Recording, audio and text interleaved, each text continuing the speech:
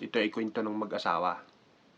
Isang araw habang nagwawalis yung babae sa bakuran nila, nakatuwaan niyang buksan yung trunk ng kotse ng asawa niya. Pangalanan ko na lang si Buhaya. Pagbukas niya ng trunk, nakita niya may 3 itlog dun sa tray.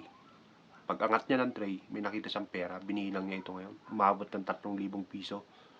Nag-isip siya ngayon, siguro kaya nagsasabong na naman tong lintik na buhaya na to.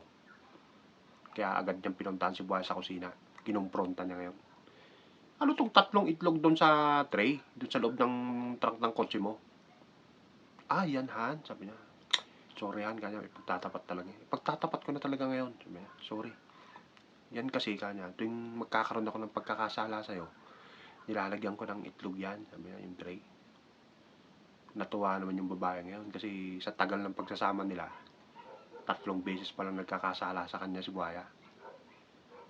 Ah, kanya. Eh, ano naman tong pera dito? Yung 3,000. Ah, lupit mo ah. Sabi niya, nakita mo pa yan? Sabi ni Buhaya.